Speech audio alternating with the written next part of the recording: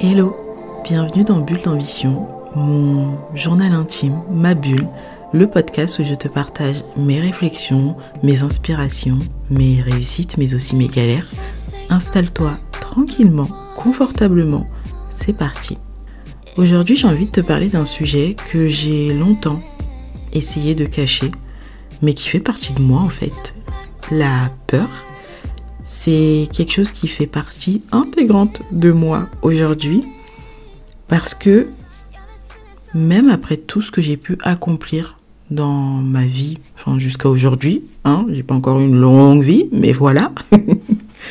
Même après tout ce que j'ai pu accomplir jusqu'ici, j'ai toujours peur. J'ai toujours peur.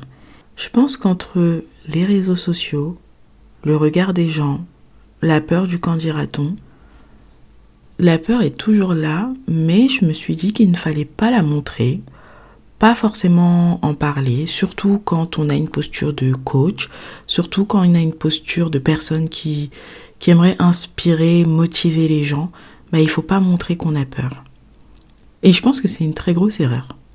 Une très très grosse erreur. Alors désolée pour ça, mais c'est une de mes erreurs.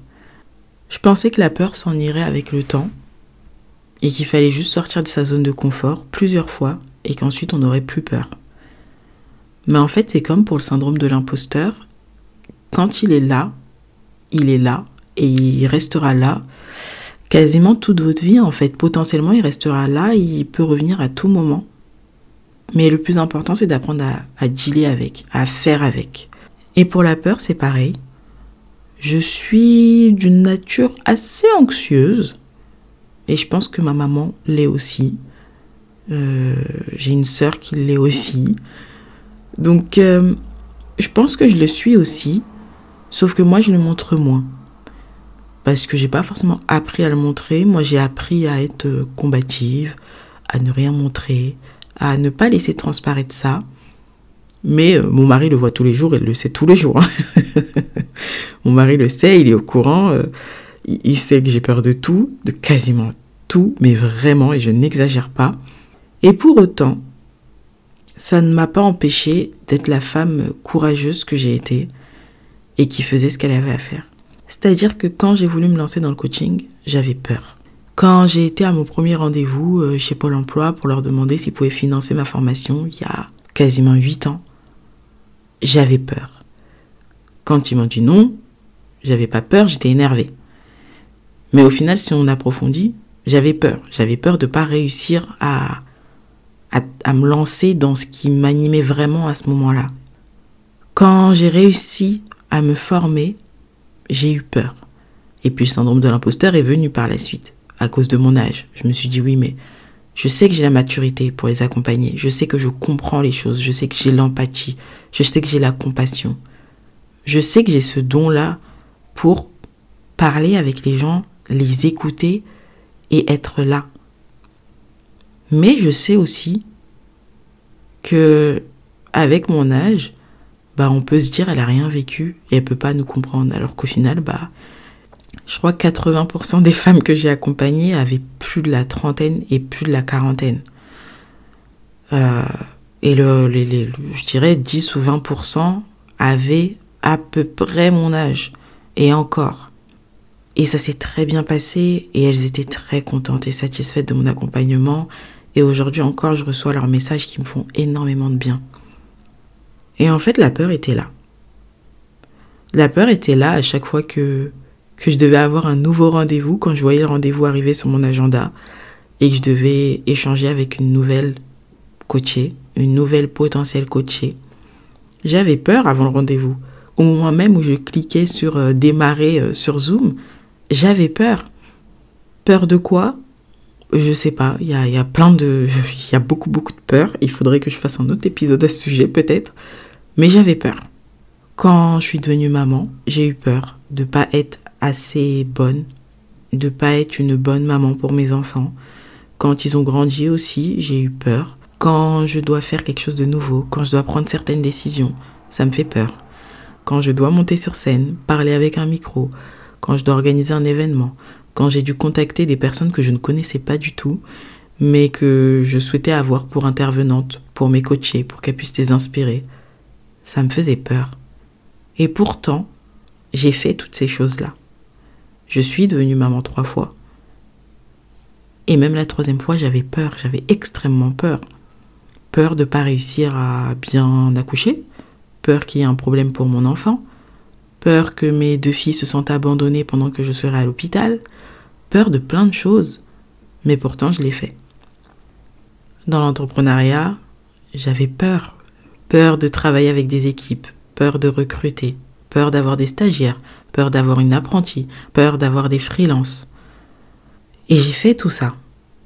Peur d'avoir des bureaux à Paris, peur de candidater à des concours, peur d'échouer, mais peur de réussir aussi. Et j'ai échoué. Et je suis vivante. Et j'ai réussi. Et je suis vivante aussi. Et en fait, je vous partage tout ça pour vous dire que si tu fais aussi partie de ces personnes qui ont peur à l'intérieur de toi-même, sache que c'est ok. C'est ok. Avoir peur, c'est ok, parce que la peur, en fait, elle est en train de nous dire attention. Attention à what, t'es en train de faire un truc de nouveau, là. Ton corps, il ne connaît pas ça. Ton cerveau ne connaît pas ça. Et même si tu connais, tu peux avoir peur parce que des fois, tu manques de confiance en toi. Ça ne veut pas dire que tu es incapable. Bien au contraire. C'est ok. Cette peur, elle est là pour nous prévenir de certaines choses. On l'entend, c'est ok. Et c'est pas une honte d'avoir peur. Pour moi, en tout cas, la chose qui me ferait le plus honte, c'est de rester caché et bloqué derrière mes peurs. Et de ne rien faire. De ne pas vivre ma vie alors que j'ai la possibilité de vivre ma vie, tandis que d'autres, n'ont plus cette possibilité-là. Ça, j'aurais honte de moi-même. Parce que je sais que je suis capable de faire plein de choses et je sais que je suis capable de faire de belles choses et de vivre de belles choses. Donc j'ai appris que j'avais différentes formes de peur qui existaient en moi, comme la peur de l'échec, la peur du jugement, la peur de l'inconnu. J'ai compris. Plusieurs fois, je me suis sentie paralysée. Mais le plus important pour moi, c'est que j'ai réussi à passer à l'action. Et que quand j'ai réussi à passer à l'action, ça m'a fait du bien. Je m'en suis félicitée. Peut-être pas assez, mais je travaille pour me féliciter encore plus. La première leçon, la plus importante que j'ai retenue, c'est que les peurs, elles disparaissent pas, mais elles peuvent devenir des alliés. On peut les transformer en force. Quand je ressens de la peur, je me dis « Ok, je vais pas l'écouter. Je vais écouter mon intuition. Je vais me souvenir de pourquoi je fais ces choses-là. Et je vais aussi m'entourer de personnes qui vont être plutôt positives, plutôt téméraires, un peu comme mon mari, et qui vont... Des personnes qui m'inspirent parce qu'elles passent leur temps à affronter leurs peurs. Je vais lire aussi des histoires de ces personnes qui ont affronté leurs peurs et pas juste regarder les histoires de ces personnes qui se disent oui, j'ai jamais peur, je suis fort, etc. tout le temps. J'y crois pas. J'y crois pas parce que moi, en tout cas, c'est pas mon histoire. Donc, je vais aller chercher des histoires qui me parlent à moi, en fait. Et je vais laisser ces histoires-là pour d'autres. Et moi, dans mon histoire, c'est que j'ai tout le temps peur, mais que j'ai décidé de ne pas l'écouter et de ne pas la laisser guider ma vie. Je l'accepte, j'accepte qu'elle soit présente, mais j'accepte pas qu'elle décide pour moi. Et ça, c'est la leçon que j'ai retenue de la peur et de ce que j'ai pu faire jusqu'à aujourd'hui. Donc si toi aussi, tu es une personne qui a souvent peur, sache que tu peux quand même faire les choses. Tu peux t'en sortir. Verbalise-le, crois-moi, ça t'aide à dédramatiser. Verbalise-le. Je le verbalise beaucoup, que j'ai peur. Pas à vous, mais maintenant je vais tenter de le faire de plus en plus. Mais je le verbalise beaucoup à la maison, dans mes cahiers, dans mes écritures. Et à mon mari aussi. Je le verbalise et ça fait du bien. Donc la peur, c'est pas vraiment un obstacle à partir du moment où on comprend que on peut avancer quand même si la peur est là, ou même si on est de nature anxieuse, on peut faire les choses. Le plus important, c'est d'être courageux et d'être courageuse.